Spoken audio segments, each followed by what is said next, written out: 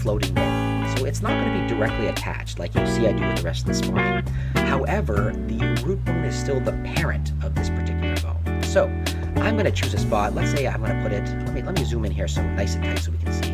I'm going to put it very close to my root bone, and I'm going to put it, let's say, right about here.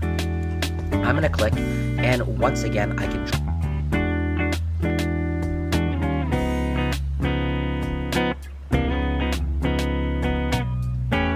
bone is the parent going up through the light blue bone. I'm now going to set up a head bone or a neck bone, and I think I'm just going to create it so that it goes all the way up like this, and I'm just going to create it long.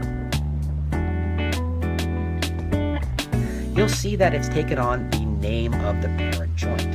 In this particular case, it's called BX root number 1, and these are all going to be called something similar because they're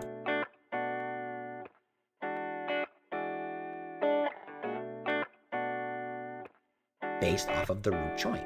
And I don't want it to be called that. I want to give these individual names. So I like to use, before when I call this the BX joint, BX means I'm not skinning anything, it has nothing skinned to it. I'm going to use a slightly different BN as our new prefix. BN stands for bind or bound joint. And this goes back to my 3D days. Back when I was rigging in 3D, that might make it easier if you... Upper bone here is actually going to be used to move the... And finally, my hand. So just like I did... As long as your methodology makes sense to you or anyone else is going to use your rig, it doesn't... This our BN underscore hand. It is our create bone. And if I have the way I like it, I'm going to right click. If I have the way I like it, I'm going to right click to finish that off. My edit bone, I can just kind of drag them around. Our BN, and got additional eyes that I'm going to be using later on. So look right here, my arm is working properly. Great. Everything is working the way I want it to work. Perfect. I've renamed everything. I'm happy. Like I said, almost all of these joints up here are attached to the head, with the exception of the pupils themselves. I have the pupil set up so that it's following the actual eye joints. The center part, I can actually translate it around, and if I want to, I can say preset pose, and everything goes back to the So guys, I'm super happy with this.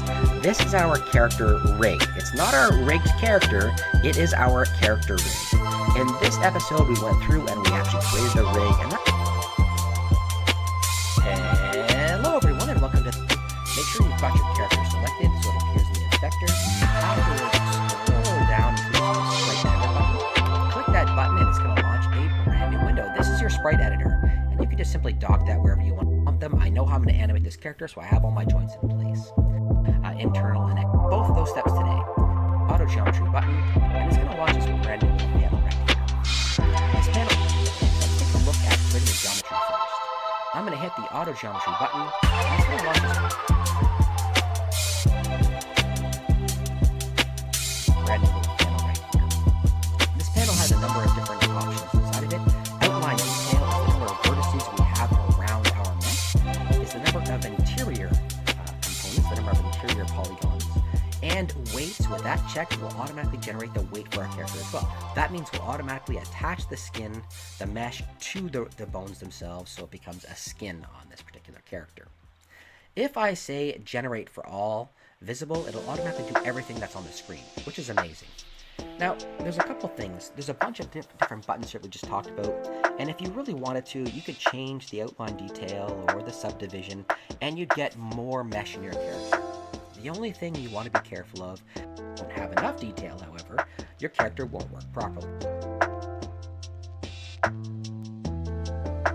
Mesh.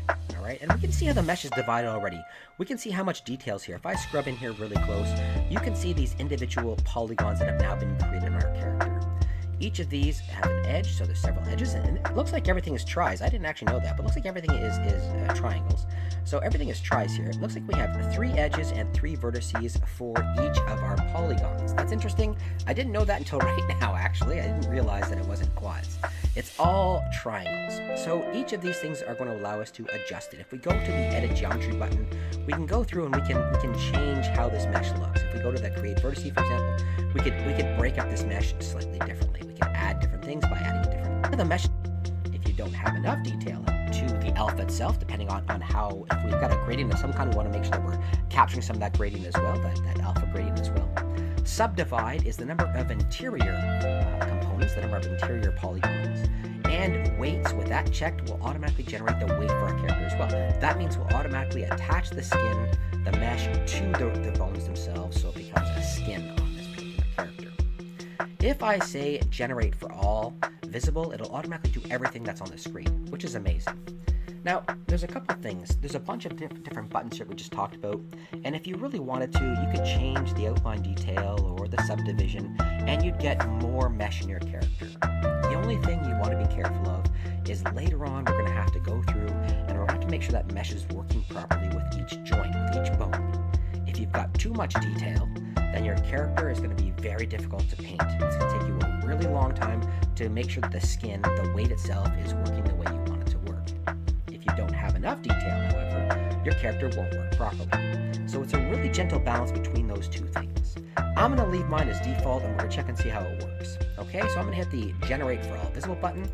Boom, and there it goes, generating away. And right away, we can see that we've got ourselves some different colors